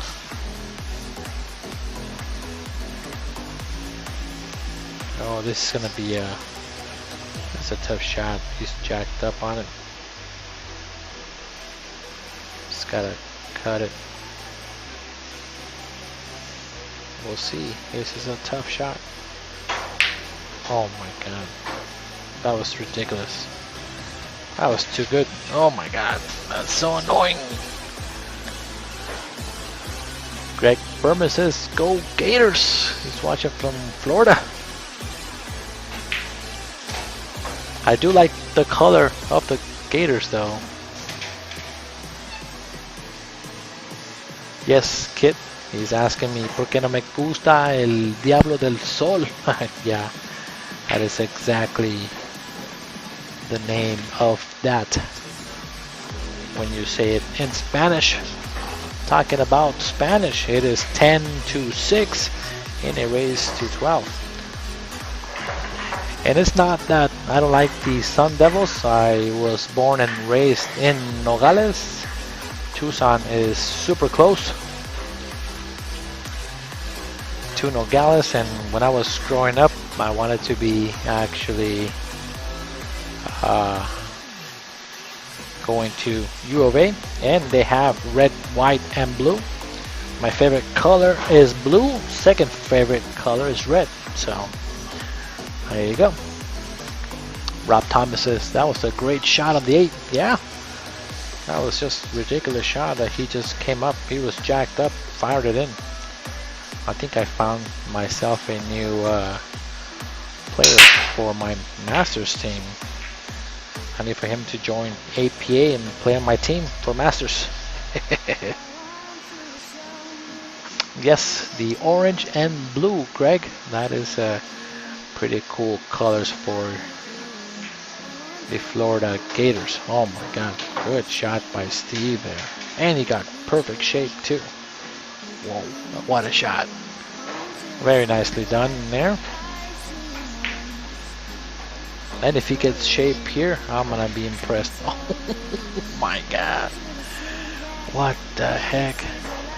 I'm not sure if he can make it though. He might play safe. Yeah. Good choice. This is some really good pool, guys. Very nice.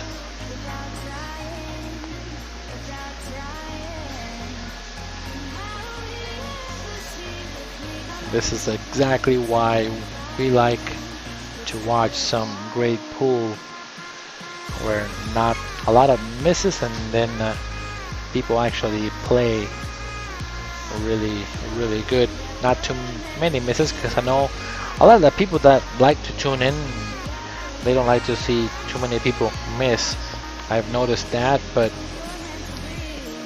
again, everybody has a different skill level.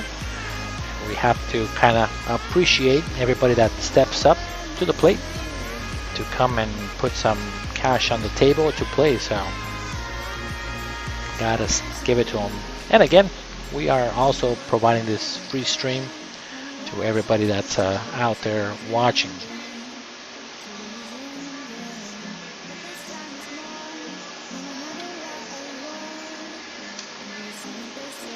Justin is trying to see what to do here. He is calling the 3 in the side off the 4. And then Steve DeLuna says, what side? Where are you going? You're going crazy there.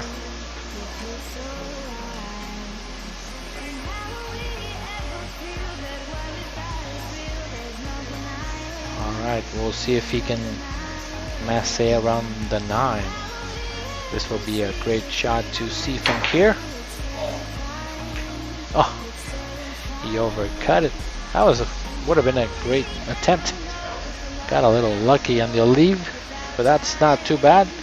He did try to do that, so create something out of nothing is what we do in pool, which is something fantastic that we love to do. Creating something out of nothing and come out smelling like roses.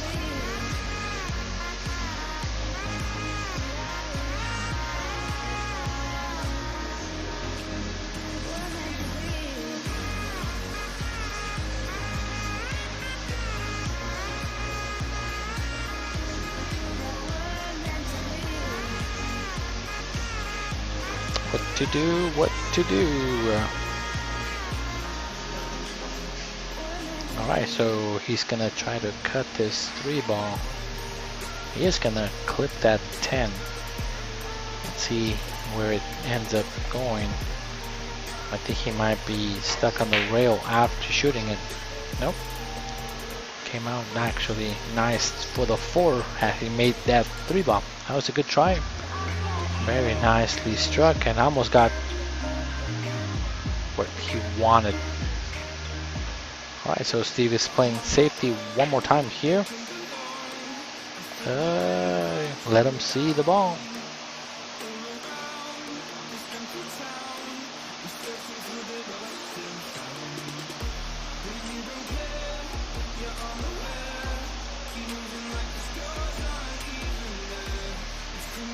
Let's see what he would like to do here.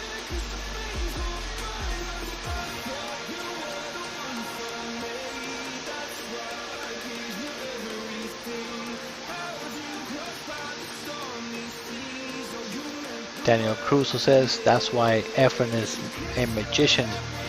He's very notorious for creating something out of nothing. Yeah, that is my favorite player, so I do think that he is going to be just the one of a kind, and I'm not sure that ever in the life of pool we will get to see the magic that he brought to the game, because he was always so creative and so good and so deadly with kick shots and creating things and seeing the table in so many different ways that could be done. But not only that, but then execution part, that's that has always been a an amazement for the pool guys that like to watch Efren play.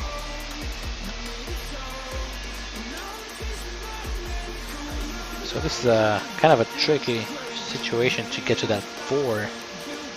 That 4 ball is between that 10 and the 8, so it's gonna be tough to get shape.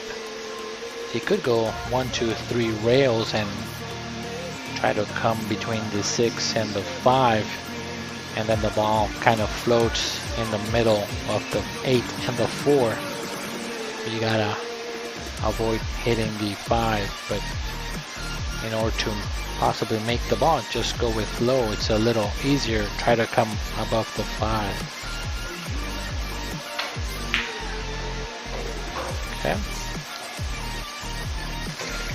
That would have been perfect, but he had to stroke it hard, make the ball, and come hit that top of the rail and come across again. Just to kind of decelerate on his stroke there. Kid Casey also brings another point, is that he's always so humble and very nice person to meet, so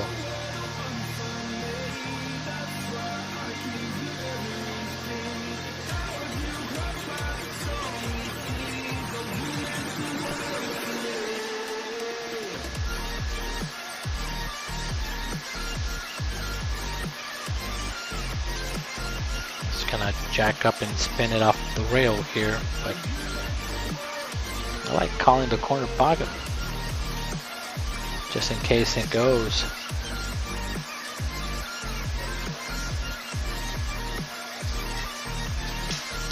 Alan says that he should not kick at the 4 and play it safe and tie up a ball. I do like that idea, putting the 5 where the 6 and the 7 is in between. It's not a bad idea here. I don't like this one.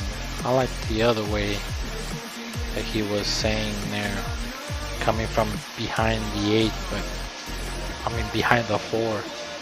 This one, the 9 ball is too much in the way. Oh, hit every ball except for the 4.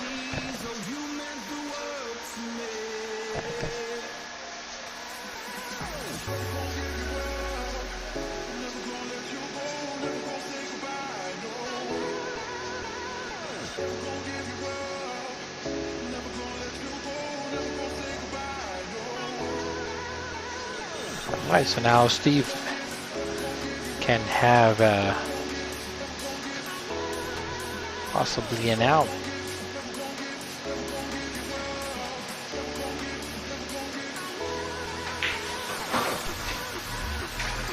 Oh.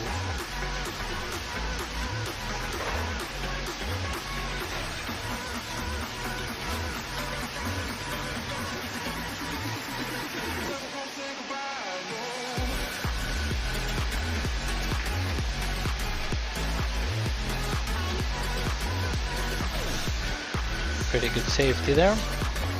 The only thing is that the 5 and the 6 might be wired though. Ended up being wired, so if he can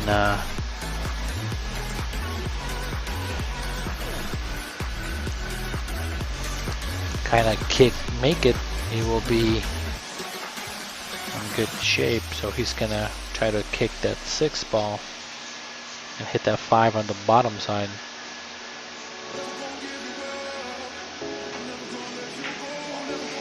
Made the 7. Ball in hand.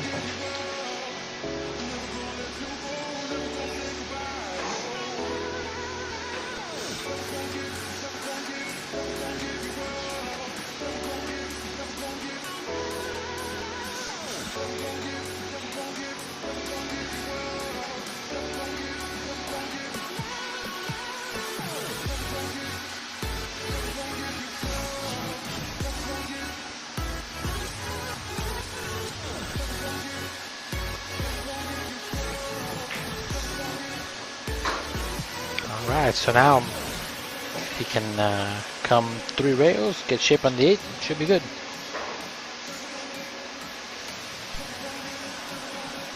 It's quite a bit of stretch here.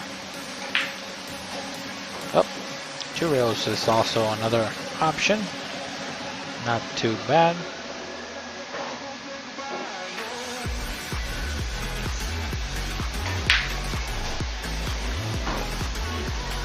long as that 10 ball doesn't hook him. Ooh. Might have gone part of him. He needs to just now cut the 9. He didn't want to cut it that corner. He wanted to cut it on the other side. Doesn't matter. Great shot. Perfect. Don't scratch. Give him perfect shake. That was a great shot by Steve there. That was a great shot. Holy cow.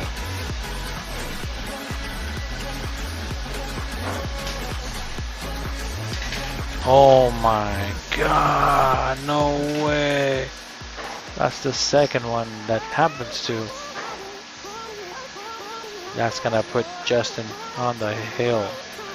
After all that hard work. Jesus. Wow. He did not want to get on the rail, but that was a great shot. Holy cow.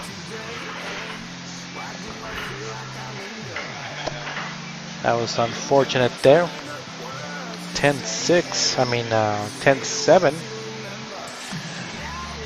Would have only been down by 3, but now it's 5. So one game cost him 2 games, it seems like. So we are almost coming to the end. So again, thank you guys for tuning in. We are now running our number 2 of this particular matchup. Really nice, good game that we're watching. Sometimes the score doesn't do justice, but I believe that these guys are playing really, really good. So just a little unfortunate.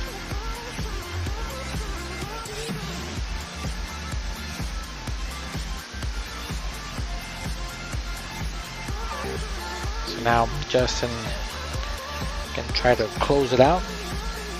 Play a good push shot here.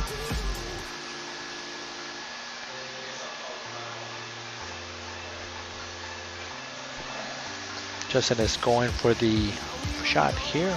Going to kick at the 1. Calling the 5.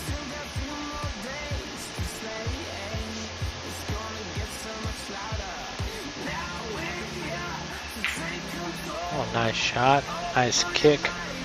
Oh, what a reward there. That was a great shot. Look at that shot. Man. He's playing too good. Too good. I think whoever said that he's playing about 650, 625. Speed is right on the money. He's playing really, really, really good.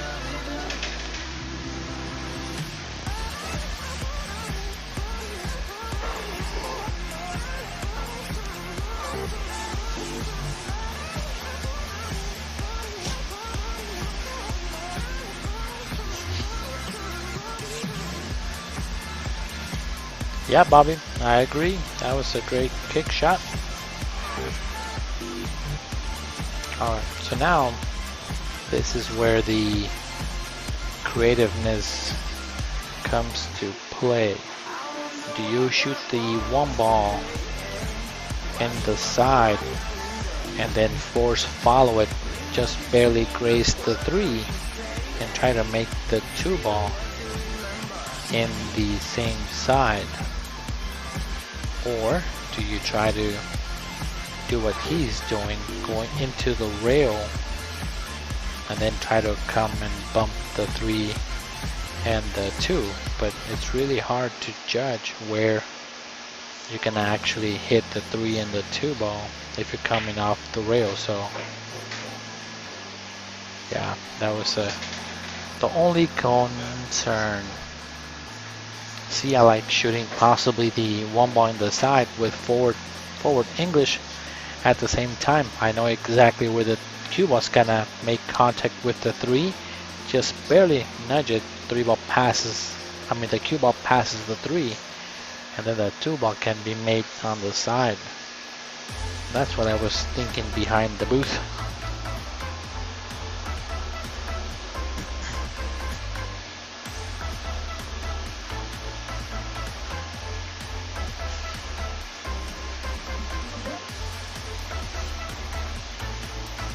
He's calling the 2-ball in the corner.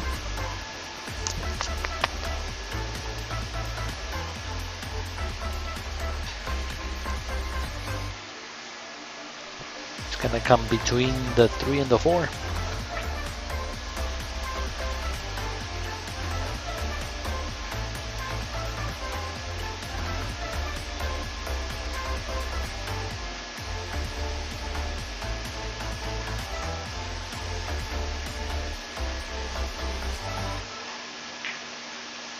Nice hit. Maybe a little reward. Yep. Because of the good hit, he got a nice outcome there. Now again, these guys are playing race to 12. Justin is on the hill. He is playing really strong. Jack Circa and Justin would be a really good match since Jack just turned in. That would be another exciting match to watch, Jack and Justin.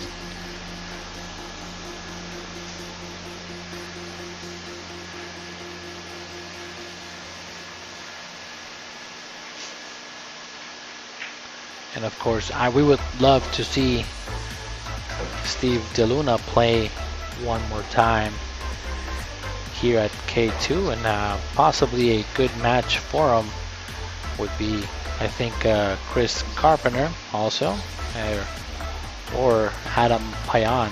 That would be a good match to also have these guys play each other.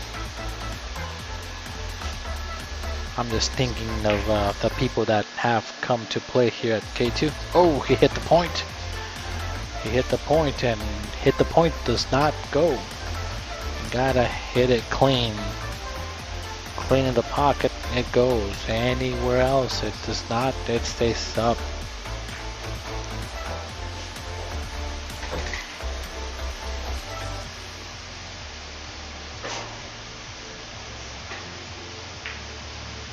Good shot by Steve. Oh, I thought he made it.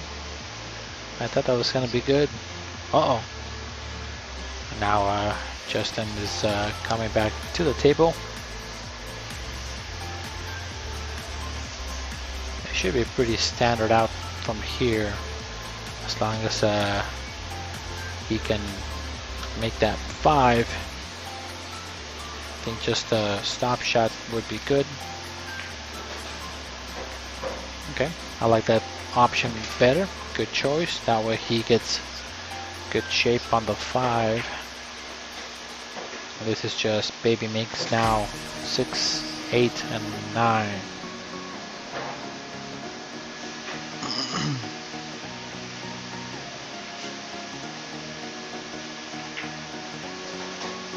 Good spin shot. Very nice.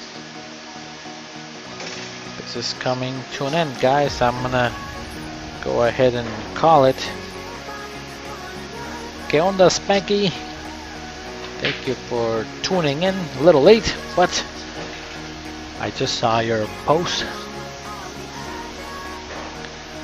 I'm gonna say that Justin is going to get out from here. He is right there, and Mr. DeLuna comes to the other side saying congratulations, thank you for shooting. And again, that was a great match. Score was 12-6 in a race to 12. A race to 12 with 1,000 in the middle. So I'm not sure what they're talking about. They were just talking about the cue or what he shoots with or something like that. So that should be pretty good. All right. So again, thank you guys for tuning in. This is a really good match. Justin just came with it really well tonight, so not very missable shots. So he shot pretty well. We all deserve win. So again, tomorrow we do have another match tomorrow.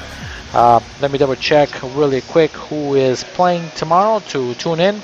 It is Joe Avila against Chris Carpenter. So Chris Carpenter has been having a great streak.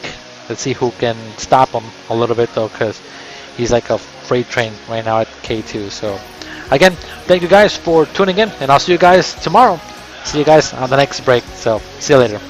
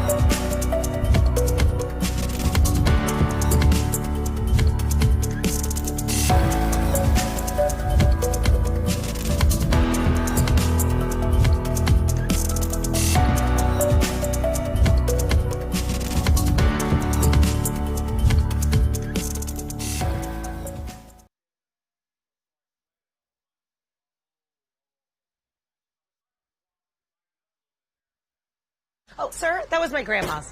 Ugh. Don't worry, ma'am. All of your stuff is in okay hands. Just okay? Well, they don't give 2.5 stars to just anybody. Here you go. What's this? It's your piano. Hold this for a sec. We don't have a piano. But the neighbors do. Just okay is not okay.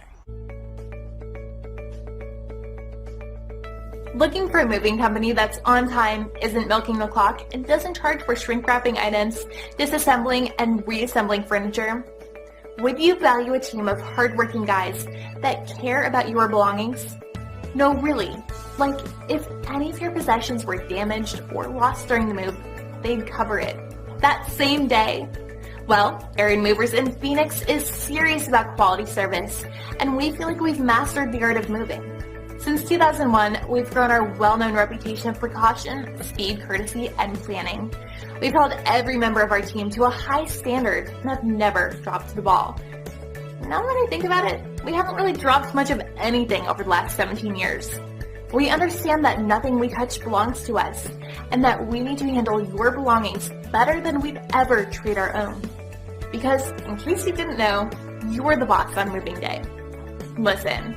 Our team honestly just wants to help you get your items moved from point A to point B as quickly and safely as possible. Our custom-built trailer plays a big role in our ability to do this by reducing trips and lowering costs. We'll even set things up at point B for you. Our 5-star rating proves that hard work pays off. With hundreds of satisfied customers across the great state of Arizona, we want you to experience moving as it should be. Whether you're moving into a new office, transporting items out of the state, or settling into a new place to call home, Aaron Movers wants you to focus on what you'll be doing once you get there. Don't take a risk, and we'll take care of the rest. Click below or call Joe at 602-703-0078 to learn more or to get a free estimate.